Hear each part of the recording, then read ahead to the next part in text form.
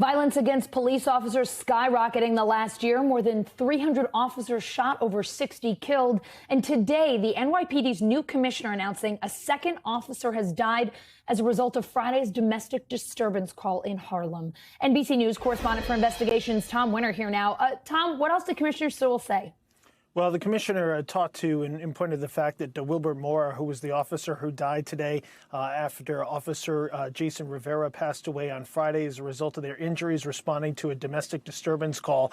The commissioner coming out today and saying via tweet and via statement, and we can look at it, Allison, essentially calling this person a hero 3 times over for not just for his death, but for sacrificing his life to protect others and choosing a life of service.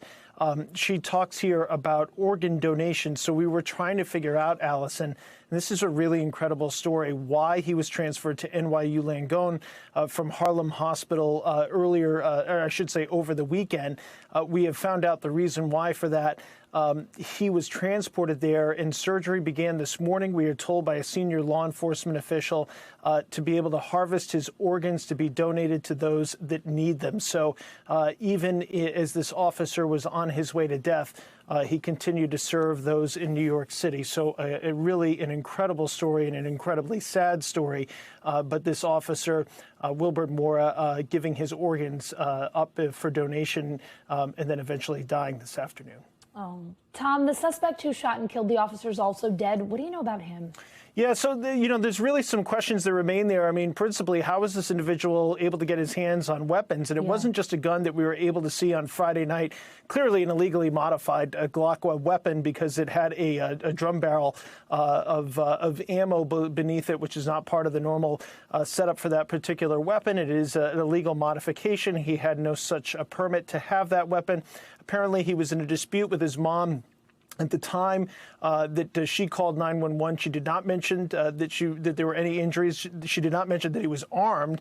And then at some point, while the officers are there responding to it, McNeil, the suspect, apparently opens fire and obviously ends up now with 2 officers dead as a result. There was also an AR-15 that was found in his room, and that's something that the ATF and NYPD are working together to figure out how he was able to get his hands on that weapon, which is obviously very powerful and potentially very deadly. So still some questions remain about him in his past, Allison. Tom, New York City Mayor Eric Adams was elected on a promise to fight crime. What is he saying about this today? Yeah, he's out with a tweet today that we could take a look at. But really, the big announcement was yesterday, Allison, talking about Officer Mora, of course, and what he gave to the city and the communities and vowing that he's going to stand with the NYPD. Yesterday, announcing a series of efforts that he says the NYPD, the city and the state, along with federal law enforcement partners, are going to undertake to stop the Iron Highway, if you will, this transport of illegal guns into New York City. 6,000 taken off the street just in the past year. And looking at the reasons for that, whether it be individuals under the age of 18 youths that are carrying these guns, youths that may not be in school, may not have a job. So talking about a summer job program, a way to get these kids back into the school system, get them off the streets, get them from carrying a gun, trying to work with the district attorneys to say that if a kid is caught with a gun, if they give up who gave them the gun, well, they'll be charged in family court and won't have to deal with repercussions as an adult. But if not, they could go to regular state criminal court and be charged as an adult, and a whole host of other issues. I think where the rubber is going to meet the road here, Allison, are the details of how they're going to fight this crime, because you've got 5 independent boroughs and 5 independent district attorneys in New York City.